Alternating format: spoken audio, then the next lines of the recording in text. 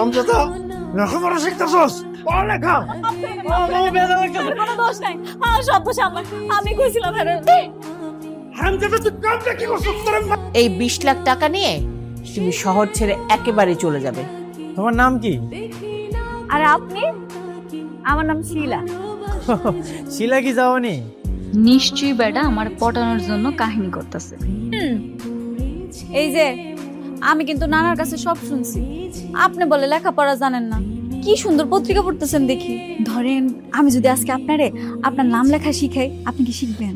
তুমি যদি শিখাও তাহলে শিখবে।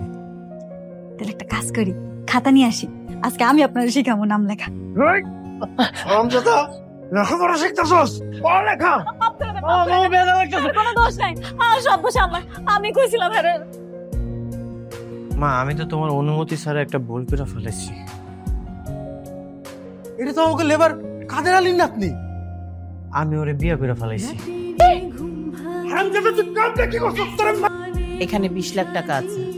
এই 20 লাখ টাকা নিয়ে তুমি শহর ছেড়ে একেবারে চলে যাবে। যে তোমার পরকীয়া ছিল, তুমি তোমার প্রাক্তন প্রেমিকের সাথে ভেগে যাচ্ছ। শাশুড়ি মা বা যে একজন আদর্শ সৎ মা, সেটাই প্রমাণ করে দিলেন। আপনি কি ভাবছেন আপনি আমারে ভাগাই দিয়া ওরে নিয়ে ষড়যন্ত্র করবেন, খেলা খেলবেন, সেটা আমি হইতে দিব? তার মানে কি তুই যাবি না? না, আমি যাবো। তোকে একেবারে খালাদি, আমার মার নামে মিছা কথা কইতাছস? বিশ্বাস করো, আল্লাহর কসম, আমি একটা মিথ্যা কথা কইতেছি না। যা, আমার মায়ের কাছে মাপসা। তুমি নাকি ওরে এই বাড়ি থেকে বের হয়ে যেতে কইছো? ও আমার কাছে এসে তোমার নামে বদনাম করতেছে। আম্মা, আপনি ক্ষমা করে দেন আম্মা। আমি এই ভুল আর জীবনও করবো না আম্মা। কিছু হবে না, এবার বুঝলি?